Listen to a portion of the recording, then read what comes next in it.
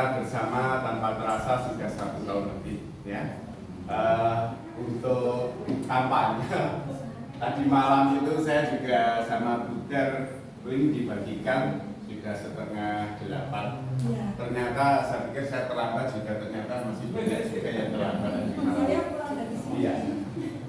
Baik, untuk lain-lain yang itu ini akan saya tuntaskan dulu untuk yang tugas ini, lain-lain nanti bisa kita sambung. Saya punya dua rencana. Yang pertama adalah rencana pengembangan kompetensi ya, pengembangan kompetensi yang kita rencanakan itu berhubungan dengan visi dan program sekolah dan kesesuaiannya dengan perkembangan zaman. Untuk yang kedua yaitu program sekolah yang berdampak terhadap murid, itu saya mengambil program yang saya beri nama akronim Pahala Berkesan.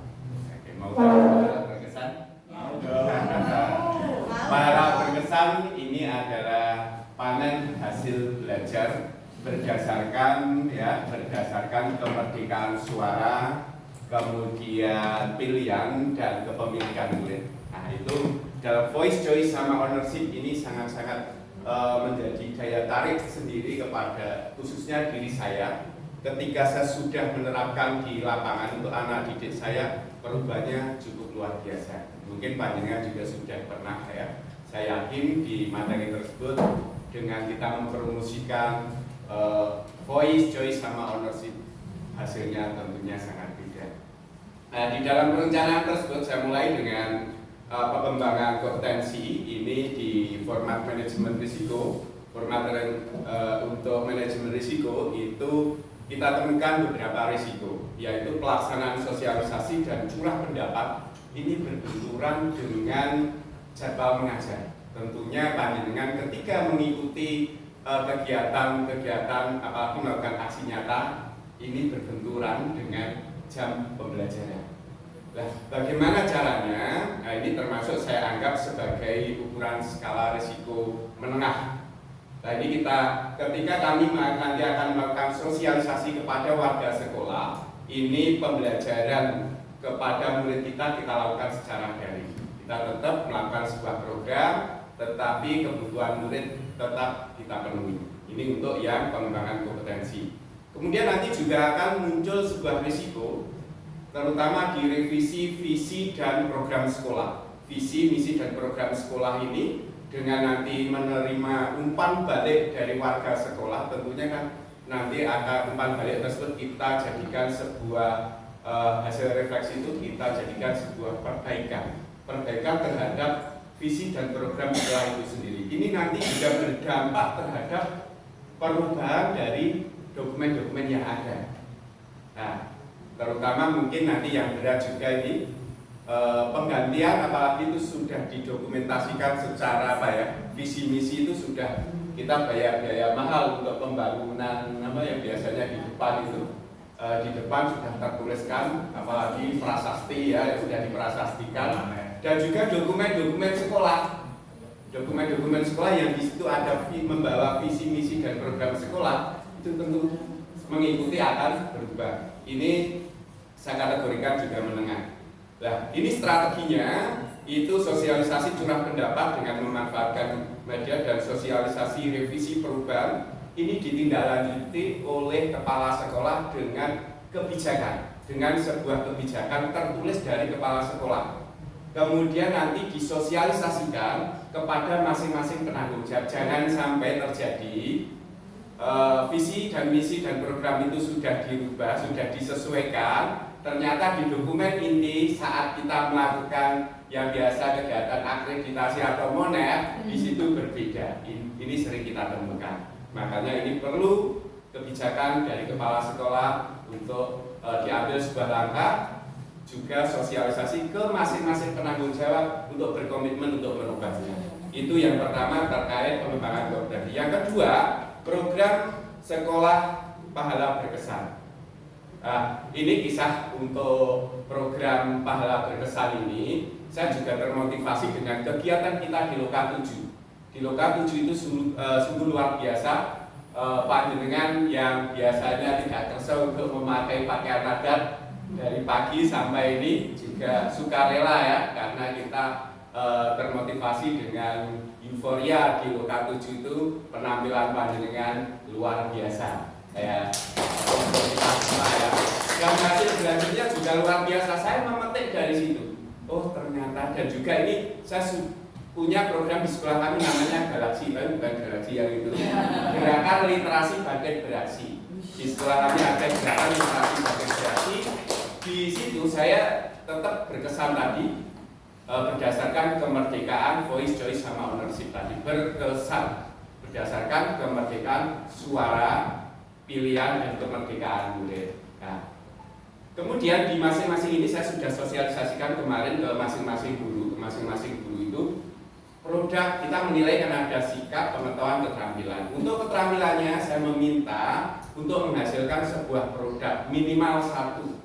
Ya, dari guru itu minimal muridnya diberi penugasan dengan teknik penilaian produk, dan produknya itu nanti dikompilasi di akhir, kemudian nanti kita gelar karya, kita mengundang orang tua itu loh, anak didik panjenengan sudah kita lakukan didik dan mengajar untuk pengembangan keterampilan itu sejauh ini, supaya orang tua itu juga tidak main itu saja. Ini loh hasilnya, anaknya sudah mampu seperti ini loh. Kadang kan kita dengan jadi gula mau apa itu ya, kesempatan pada penyampaian laporan pendidikan itu orang tua nanti hadir ke sekolah sebelum menerima laporan pendidikan, kita ajak keliling dulu pameran gelar karya, dan sekaligus itu nanti dilengkapi dengan kegiatan dasar. Nah, produknya ini nanti dari seni budaya, prakarya, dari semua mapel, dan kami juga sudah melakukan sebuah program di sekolah kami yaitu Idola Berkesan.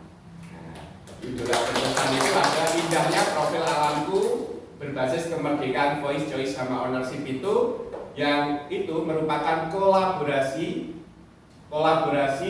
dari lintas mapel untuk memberikan tugas co-kurikuler lintas mapel. Ini hasilnya juga luar biasa. Saya dari guru bahasa Inggris mengambil teks deskripsi, guru bahasa Indonesia, guru seni dari seni menggambarnya, kemudian PKN-nya adalah mengilustrasikan kekayaan alam di daerah. Jadilah sebuah teks dengan tugas yang bisa dilaksanakan oleh beberapa mapel, kemudian di situ menilainya 3 guru bisa 1 produk, sehingga menghemat sekali pengeluaran yang dilakukan oleh anak-anak.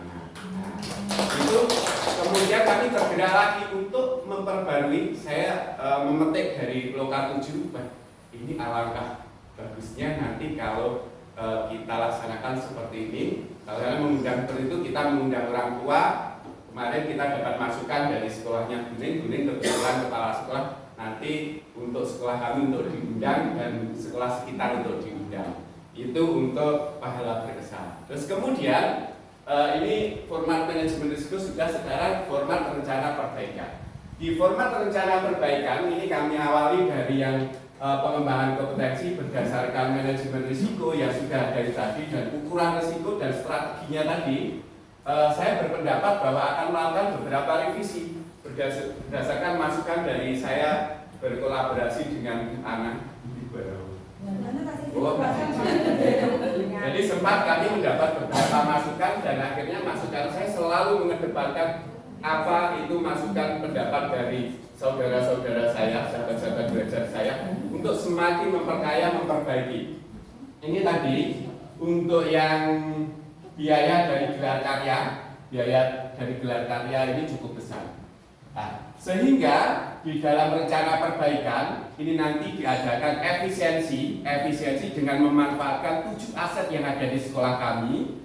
Kalau itu misalkan kita sudah punya panggung, ya nggak usah kita sewa panggung. Kalau kita misalkan butuh meubiler, kita ambil saja meubiler dari kursi-kursi, bisa dimanfaatkan, tidak harus kursi yang bagus. Yang penting kan substansinya, bahwa itu adalah gelar karya untuk menghadirkan wali murid itu. Kami juga akan membicarakan dengan para alumni, termasuk saya juga alumni dari sekolah saya, sehingga dengan mudah saya bisa berkolaborasi dengan para alumni bahwa kebutuhan di sekolah kami itu seperti ini. Mereka juga berlomba-lomba untuk, kalau yang sudah sukses itu juga mereka juga senang. Dan juga ada medsos di sekolah kami sehingga para alumni itu bisa membacanya.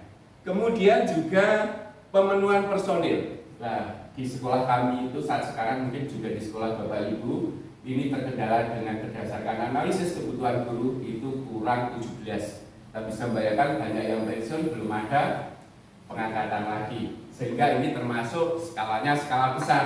Skala besar ini nanti kita apa strategi yang perlu kita lakukan dengan pemenuhan personel ini. Mengangkat DTT juga nggak boleh saat sekarang ini jadi repot. Nah, ini kita laksanakan dengan visi misi ya, visi misi perubahan itu dilaksanakan mungkin bisa menggunakan media, saluran media lain. Itu salah satu strateginya. Terus kemudian kita juga nanti terkendala juga dengan yang namanya saat sekarang ini orang tua. Orang tua itu sibuk asik dengan pekerjaannya. Mudah-mudahan tidak terjadi di sekolah panjenengan ya. Karena di sekolah saya ini kalau dia itu orang tuanya itu, yang saya beliaunya itu nanti berhalangan untuk menyempatkan waktu ke sekolah, itu bagaimana nasib keluarganya. Di daerah kami adalah daerah pertanian dan nanti otomatis kalau tidak bekerja tidak mendapatkan uang untuk makan. Nah ini mungkin kita bisa sampaikan melalui media atau kalau memungkinkan juga kita visit sekalian untuk siswa-siswa yang mungkin ada siswa-siswa yang bermasalah. Itu tadi mungkin itu nanti kita berikan kesempatan kepada sahabat saya untuk berikutnya karena mungkin waktunya juga apa itu dibatasi. Saya juga nggak enak saya kiri mungkin ada kurang dan lebihnya mohon maaf yang sebesar-besarnya. Wassalamualaikum warahmatullahi wabarakatuh.